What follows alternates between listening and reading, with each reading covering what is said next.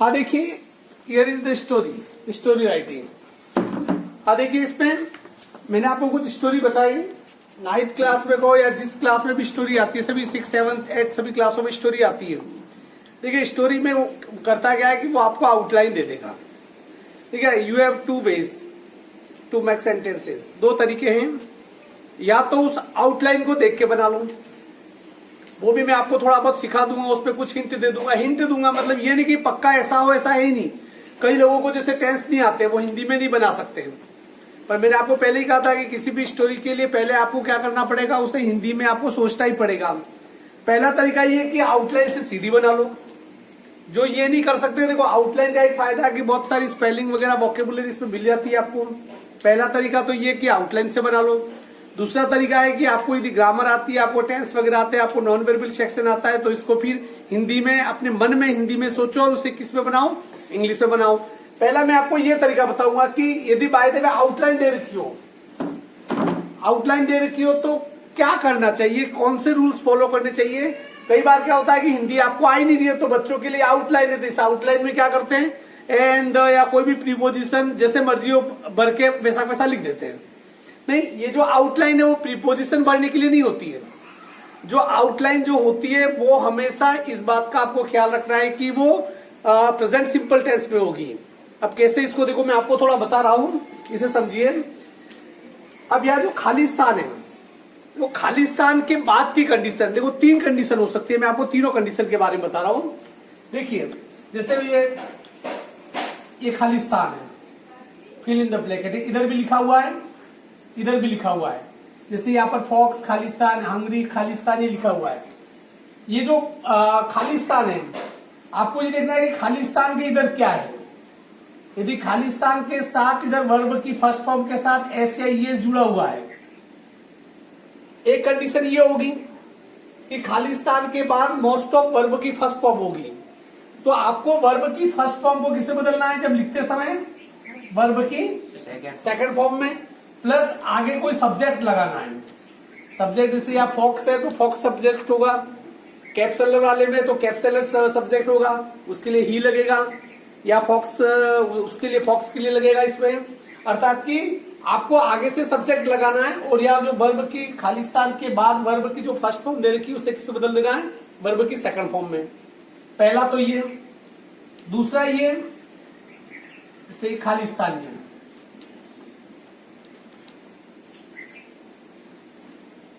ये fill in the blank है, ठीक है ना। इधर वर्ब नहीं हो, वर्ब नहीं है तो मतलब नॉन वर्बिल हो। जैसे यहाँ हंगरी है, ये वर्ब है नहीं है, खालिस्तान के बाद वर्ब नहीं है। जब वर्ब नहीं होता है, जब देखो कि खालिस्तान में वर्ब नहीं दे रखा है, तो आप क्या करेंगे, इधर आगे से सब्जेक्ट जो भी हो वो, और वाज या वर्ब क्या लगाएंगे, वाज या वर्ब। जैसे हंगरी है, यहाँ पर आगे से सब्जेक्ट क्या आएगा, फॉक्स हमें पता है, और हंगरी वर्ब नहीं है, तो इसका मतलब इसको सेकंड फॉर्म बनाना नहीं है, तो उसके साथ क्या लगाना है, वाज या वर्ब। 2 कंडीशन। तीसरी कंडीशन और होगी, यदि इधर कोई वर्ब के साथ ऑलरेडी आईएनजी दे रखा हो, या वर्ब की थर्ड फॉर्म दे रखी हो। खालिस्तान के इधर यदि वर्ब के साथ आईएनजी दे रखा हो या वर्ब की थर्ड फॉर्म दे रखी हो, तो भी आपको क्या करना है, आगे से सब्जेक्ट लेना है, इधर से वाज या वर्ब उतरना है, और इधर यदि वर्ब के साथ आईएनजी दे रखी हो तो वो का वो वापस लिखना है, या फिर वर्ब की थर्ड फॉर्म जो दे रखी होगी वैसा वैसा वापस आपको लिखना है। तो ये 3 क्लू है। पहला ये कि खालिस्तान के बाद यदि वर्ब की फर्स्ट फॉर्म हो तो उसे किसमें बदलना है, सेकंड फॉर्म में। यदि वर्ब नहीं हो तो वाक्य में वाज या वर्ब का प्रयोग करके वाक्यों को लिखना है। यदि वर्ब के साथ आईएनजी या वर्ब की थर्ड फॉर्म ऑलरेडी दे रखी हो तो भी आपको क्या पढ़ना है, वाज या वर्ब। इन चीजों को फॉलो करते हुए आप बना भी सकते हो और आप लिख भी सकते हो। मैंने यहाँ हिंदी में बनाया, हिंदी में क्योंकि मुझे पता है कि हिंदी में कहानी क्या है। हम क्या करते हैं, हिंदी में बोले बनाया, ऊपर यहाँ पर क्या करेंगे, इसी के अंदर से लेंगे अपन, हम लेना तो इसी के अंदर से हमें पड़ेगा। जैसे यहाँ पर देखिए फॉक्स में दोनों विधि से बताऊंगा, लिखूंगा इस विधि से, पर मैं उस विधि से भी बताऊंगा कि यदि आपको हिंदी में नहीं आती और सीधा इंग्लिश में करना पड़ता तो आप कैसे करते हैं। ठीक है, यहाँ पर देखिए पहला वाक्य, जैसे ए फॉक्स है, मैंने उससे क्या बनाया, एक बार एक चालाक लोमड़ी थी। ठीक है, कैसे बनेगा वाक्य ये, once there was a clever fox, एक बार एक चालाक लोमड़ी थी। यहाँ देखो हंगरी है, ठीक है, यहाँ पर क्या आ रहा है, हंगरी आ रहा है। तो यहाँ पर देखिए आपको इसमें ये फॉक्स वाली कहानी है, तो यहाँ पर देखिए आप यह हंगरी आ रहा है, फॉक्स के लिए क्या लगेगा, ही लगेगा, ठीक है। इसलिए वह, क्योंकि मैंने रूल्स क्या बताया था, खालिस्तान के बाद कोई वर्ब नहीं हो तो वाजिया वर्ब लगाते हैं, ही के साथ क्या लगेगा, ही वाज हंगरी, हंगरी को क्या कर सकते हैं, वेरी हंगरी, सीधा लिख दिया, ही वाज वेरी हंगरी।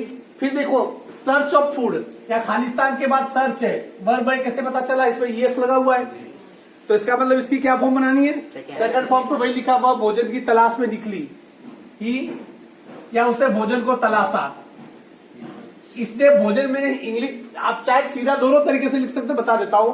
मैंने जो हिंदी लिखा है उस हिसाब से मुझे अलग लिखना पड़ेगा, वो भोजन की तलाश में निकली, he went to search of food, या आप इसको सीधे भी लिख सकते हैं, उसने भोजन तलाशा, तो यहाँ पर सर्च है, सर्च की सेकंड फॉर्म क्या हो जाती है, सर्च। आगे चूंकि वर्ब ही है, सब्जेक्ट क्या आएगा, ही सर्च फूड, उसने भोजन को तलाशा, काम आपका हो जाता, मतलब वही है। Sees a vine of grapes, ये खालिस्तान के बाद देखो सीज, वर्ब की कौन सी फॉर्म है, फर्स्ट फॉर्म है, फर्स्ट फॉर्म है, तो इसको क्या करेंगे, सा, सी की सेकंड फॉर्म क्या हो जाएगी, शाह, और आगे से सब्जेक्ट किसका जिक्र हो रहा है, फॉक्स का, धी लगाएंगे, तो अचानक उसने तो सडनली ही, सी की सेकंड फॉर्म सा, सी सा ए वाइन ऑफ ग्रेप्स, उसने क्या देखी, एक अंगूर की बेल देखी, वह वहां गई, इसने है ही नहीं, देखो वह वहां गई, ये मैंने अपनी तरफ से बनाया है, तो ही, देखो अपन तो लोमड़ी के लिए फॉक्स है, यहाँ पर फॉक्स एक्चुअल में मेल होता है, फीमेल नहीं होता है, या आप इंग्लिश में, हिंदी में तो क्या उसके लिए गई लगाते हैं, पर वो क्या पुल्लिंग शब्द है इंग्लिश का ये, तो वह वहां गई, ही वेंट देयर, वह वहां गई, वह अंगूर खाना चाहती थी, वह अंगूर खाना चाहती थी, काम क्या हो रहा है, चाहना, तो क्या होगा, he wanted to eat grapes, क्या खाना चाहती थी वह, अंगूर खाना चाहती थी, वह अंगूर की तरफ कूदी, देखो यहाँ पर जंप्स, वह अंगूर की तरफ कूदी, जंप की सेकंड फॉर्म क्या हो जाएगी, जम्प्ड, ही जम्प्ड एट ग्रेप्स, वह कहाँ कूदी, अंगूर की तरफ कूदी, परंतु अंगूर बहुत ऊंचे थे, नॉन वेरिएबल सेक्शन है ये, but grapes were very high, बहुत ऊंचे थे, वह अंगूर ना पा सकी, सकी वाले सका वाले वाक्य क्या होगा, he could not gate grapes, वह अंगूर नहीं पा सकी, वह बार बार कूदी, क्या होगा, ही jumped again and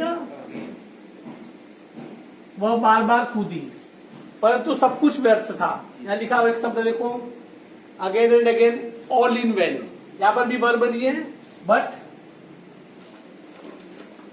all was in when, मतलब सब कुछ व्यर्थ था। वह बहुत असहाय थी, असहाय को क्या कहते हैं, hopeless, he was very hopeless, वह बहुत ही असहाय थी, वह यह कहते हुए चली गई, ही वेंट अवे सेइंग, वह ये कहते हुए चली गई, जो कहा है उसे किस पे लिखना पड़ेगा, इन्वर्टेड कोमा में, यहाँ देखो इन्वर्टेड कोमा में, द ग्रेप्स आर, ये लाइन पूरी वैसी लिख दोगे यहाँ पर, ये इन्वर्टेड कोमा में करके आप पूरी क्या करोगे, ये लाइन वैसी लिख दोगे कि the grapes are sour, they are not worth eating, कि अंगूर खट्टे हैं, ये खाने के लायक नहीं है।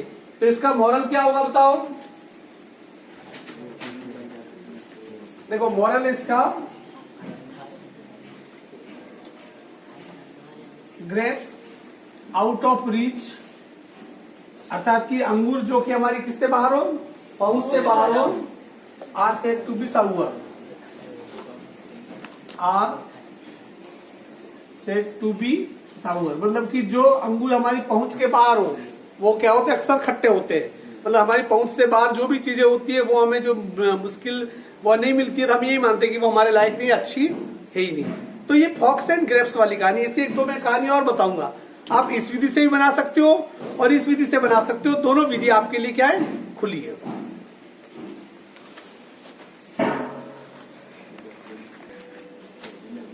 हाँ देखिए, यहाँ पर एक दूसरी आपके पास स्टोरी है। यहाँ जैसे स्टोरी की आउटलाइन को जैसे ही आप लोग देखोगे आपको पता चल जाएगा कौन सी है, ग्रेडियो। क्योंकि आउटलाइन से पहले मैं आपको आउटलाइन से बता देता हूँ, सीधी बता देता हूँ। जिसको हिंदी नहीं आती है वो डायरेक्ट कैसे बना सकता है। दोनों तरीके हैं आपके पास, जरूरी नहीं कि आप उसी टाइप से बनाओ। हिंदी आपको नहीं आती है और इंग्लिश पे आप ट्रांसलेट करना आपको नहीं आता है, तो आपको शॉर्ट तरीका यही है। जैसे ए डॉग, तो once there was a dog, या खालिस्तान के बाद कोई वर्ब नहीं। इट वाज वेरी हंग्री, कुत्ते के लिए इट लगाएंगे, इट वाज वेरी हंग्री। देखो ये मैंने बताया था, खालिस्तान के बाद आईएनजी आ जाए तो वाजिया वर्ब लगाते हैं। तो it was wandering here and there in search of food, यहाँ क्या आएगा, इन सर्च ऑफ फूड, भोजन की तलाश में इधर उधर घूम रहा था। खालिस्तान के बाद फाइंड्स आया, तो उसकी सेकंड फॉर्म क्या बनाओगे, found. It found a piece of bone, उसे हड्डी का एक टुकड़ा मिला आपके खालिस्तान। वांट्स टू इट, इसे एक आध जगह खाना चाहता था, इट। वांट की second form, wanted to it quite place. Crossing the bridge, या आईएनजी आ रहा है तो वाज वर्ब लगेगा, it was crossing the bridge. फिर यहाँ पर सब्जेक्ट इट आएगा, सीज वर्ब की फर्स्ट फॉर्म है, जिसकी second form saw, it's a reflection in water. फिर यहाँ पर खालिस्तान, इट। थिंग्स की second form thought, he thought that another dog, there was another dog, कि उसने सोचा कि दूसरा कुत्ता है। Wants to take other piece of bone, वह दूसरी हड्डी का टुकड़ा भी लेना चाहता था। वांट की second form wanted, wanted to take other piece of bone. फिर ओपन माउथ, इट। ओपन की second form open mouth, to bark, भोंकने के लिए कुत्ता, उसने मुंह खोला। खालिस्तान, बॉन फॉल्स डाउन, हड्डी का टुकड़ा नीचे गिर गया। द बॉन फॉल्स की second form fell down in the water, हड्डी का टुकड़ा पानी में गिर गया। सैड, कोई वर्ब नहीं, इसलिए वाज वर्ब लगेगा, इट वाज वेरी सैड। बिना हिंदी बनाए भी बना दिया मैंने क्या किया, खालिस्तान के बाद जो फर्स्ट फॉर्म थी उसे किस पे बदल दिया, सेकंड फॉर्म। आगे एज ए सब्जेक्ट क्या लगा दिया, इट। जहाँ आईएनजी आ रहा था वहां क्या लगा दिया, वाज वर्ब। जहाँ कोई वर्ब नहीं था वहां पर भी क्या लगाया, वाज वर्ब। और पूरी कहानी क्या हो गई, कंप्लीट हो गई। यदि इसी को किसी ने हिंदी में सोचा होता, देखिए पहला वाक्य, एक बार एक कुत्ता था, क्या होगा, once there was a dog, एक बार एक कुत्ता था, वह बहुत भूखा था। इट वाज वेरी हंग्री, वह बहुत भूखा था, वह भोजन की तलाश में इधर उधर घूम रहा था। इट, जो यहाँ लिखा हुआ है, it was wandering here and there in search of food, वह भोजन की तलाश में इधर उधर घूम रहा था। उसे एक हड्डी का टुकड़ा मिला। यहाँ पर it finds in second form, it found a piece of bone, उसे हड्डी का एक टुकड़ा मिला, वह उसे एकांत में खाना चाहता था। यहाँ देखो, wants to it, it. Want की second form it, wanted to it quite place. Quiet place का मतलब एकांत जगह पर उसे क्या करना चाहता था, खाना चाहता था। उसने जंगल की तरफ जाने का निश्चय किया मतलब कौन सा टेंस है, पास्ट सिंपल टेंस। तो it decided to go to forest, कहा जाने का तय किया उसने, नहीं टू ही आएगा जाने के लिए, तो के लिए जब जाने के संदर्भ में टू आता है। वह एक पुल को पार कर रहा था, कौन सा टेंस है, पास्ट कंटिन्यूस। क्या होता है सर रूल, सब्जेक्ट प्लस आज या वर्ब के साथ आईएनजी। तो it was crossing A bridge, वह एक पुल को क्या कर रहा था, पार कर रहा था। उसने पानी में अपनी परछाई देखी, कौन सा टेंस है, पास्ट सिंपल। पास्ट सिंपल का रूल सब्जेक्ट प्लस वर्ब की सेकंड फॉर्म प्लस ऑब्जेक्ट। तो इट सॉ